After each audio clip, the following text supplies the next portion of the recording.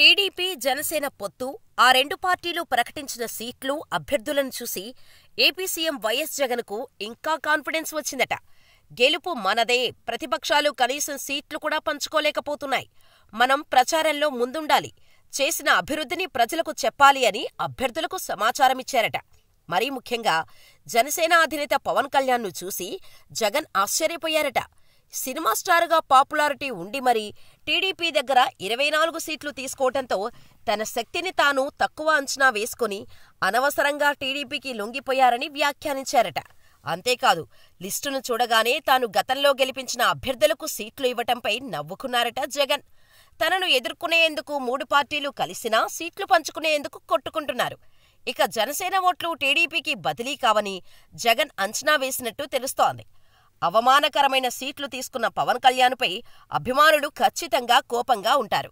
ముష్టిలా 175 సీట్లు ఉంటే 24 సీట్లు తీసుకున్న పవన్ ఫ్యాన్స్ ఇతర నియోజకవర్గాల్లో జనసేన ఓట్లు బదిలీ కావు, మనకే లాభం కలిగిస్తాయని జగన్ చాలా కూల్గా చెప్పారట. ఏ రకంగా చంద్రబాబు నాయుడుని పవన్ ఎందుకు మోస్తున్నారని నవ్వుకున్నారట జగన్. సరిగ్గా ఇవే వ్యాఖ్యలను మంత్రి అంబటి రాంబాబు కూడా అన్నారు. పవన్ కళ్యాణ్ తన స్థాయిని తగ్గించుకొని ముష్టిలాంటి సీట్లు తీసుకున్నారు. ఆయన రేంజ్కు కనీసం తక్కువైనా 40 స్థానాలకు తక్కువగా పోటీ చేయొద్దు, కానీ 24 తీసుకొని స్ట్రైక్ రేటు గురించి మాట్లాడటంపై అంబటి సెటైర్ వేశారు. మరోవైపు పవన్ కళ్యాణ్ పార్టీ అధ్యక్షుడిగా తన స్థానం ప్రకటించుకోలేదు. తన సోదరుడు నాగబాబు లోక్సభ సీటును కూడా ప్రకటించలేదు. అంటే మన పార్టీని చూసి భయపడుతున్నారని జగన్ వ్యాఖ్యానించారట. తమ సీట్లను చూసిన తర్వాత సేఫ్ సీట్లను చూసి ప్రకటించుకునే ఛాన్స్ ఉందని అంచనా వేస్తున్నారట. ఏది ఏమైనా చంద్రబాబు మాయలో పడి పవన్ కళ్యాణ్ దారుణంగా మోసపోయారని జగన్ అభిప్రాయపడ్డారట. తమ పార్టీ నుంచి టీడీపీలోకి వెళ్లిన వారికి టికెట్లు వచ్చాయి, కానీ రాష్ట్రవ్యాప్తంగా అభిమానులున్న పవన్ కళ్యాణ్ తన సీటును ప్రకటించుకోలేదు. పైగా 24 సీట్లు తీసుకొని చంద్రబాబు నాయుడు సీఎం చేయాలని తపన పడుతున్నాడని కామెంట్ చేశారట జగన్. ఈ లెక్కన చూస్తే మన వైనాట్ 175 టార్గెట్ను సులభంగా చేరుకుంటామన్నారట జగన్. చంద్రబాబు నాయుడు, పవన్ కళ్యాణ్ల ప్రెస్ మీట్లోనే జోష్ లేదు. ఏదో తప్పదన్నట్టుగా పొత్తు ప్రకటించుకొని సీట్లు అనౌన్స్ చేశారు. మనం స్వీట్లు పంచుకుంటాం, ప్రజలను నమ్ముకుంటే చాలు, పొత్తులను కాదు. పవన్ కళ్యాణ్ను ఇష్టపడేవారు చంద్రబాబును ఎందుకు అభిమానిస్తారు? ఓటు బదిలీ కాదు, కాబట్టి మన ఓట్లు మనకే ఉంటాయి, గెలుపు మనదే. ఈ లిస్టు చూసిన తర్వాత మన విజయం స్పష్టమైతుందని జగన్ తనతో ఉన్న సీనియర్ మంత్రులు, నేతలతో కామెంట్ చేశారట. మొత్తం మీద చంద్రబాబు నాయుడు పాత లిస్టునే చదివారు. ఓడిన వారందరికీ సీట్లు ఇచ్చారు, కాబట్టి మనం వారిని సులభంగా మళ్లీ ఓడిస్తాం.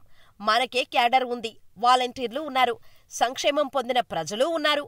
వారికి ఎవరూ లేరు. చంద్రబాబు నాయుడుకు చెప్పుకోవడానికి ఏమీ లేదు. పవన్ కళ్యాణ్ కేవలం 24 సీట్లు తీసుకొని మిగతా 151 సీట్లలో టీడీపీకి ఓట్లేయమంటే జనం ఓటేస్తారా? వేయనే వేయరు. వారి పొత్తు ఫెయిలైంది. ఎన్నికల ప్రకటనకు ముందే ప్రతిపక్షాలు ఓడిపోయాయి. గెలుపు మనదేనని నవ్వారట జగన్. ఏది ఏమైనా పవన్ కళ్యాణ్ అవమానకరమైన సీట్లు తీసుకున్నారని ఏపీ సీఎం వైఎస్ జగన్ వ్యాఖ్యానించారట. అవే మాటలను మంత్రి సజ్జల కూడా మీడియా ముఖంగా జగన్ మాటలను బయటకు చెప్పారు. పవన్ సంతోషంగా లేరు, చాలా సీరియస్గా, ఇక తప్పదన్నట్టుగా ఒక లిస్టును మీడియాకు చూపించారు. చంద్రబాబు నాయుడును సీఎం చేయాలనే తపన తప్ప తాను సొంతంగా ఎదగాలనే ఆశ పవన్కు ఉన్నట్టు కనిపించలేదన్నారు సజ్జల. వారి ప్రకటనలో జోష్ లేకపోవడంతో వారిది దింపుడు కళ్లెం ఆశలా ఉందన్నారాయన. ఈసారి జనసేనను మింగేసి పవన్ను నామమాత్రంగా పక్కకు ఉంచి అధికారంలోకి రావాలనుకుంటున్నారని జగన్ అన్నారట. అయితే జగన్ అసలు మాస్టర్ స్ట్రోక్ మళ్లీ ఇచ్చారు. వైసీపీ సీనియర్ నేత వైవి సుబ్బారెడ్డి బాంబు పేల్చారు. మేం ప్రకటించిన సమన్వయకర్తలు పార్టీ అభ్యర్థులు కాదు. అసలు లిస్టును సిద్ధం సభ తర్వాత జగన్ ప్రకటిస్తారని సంచలన ప్రకటన చేశారు. అంటే బాబు పవన్ ప్రకటించిన లిస్టును చూసి అసలైన అభ్యర్థులతో ముందుకు రానున్నారని తెలుస్తోంది. పాపం పవన్ కళ్యాణ్ టీడీపీ కోసం దిగజారిపోయారు. చంద్రబాబు కళ్లల్లో ఆనందం కోసం 24 సీట్లు తీసుకున్నారని కామెంట్ చేశారు.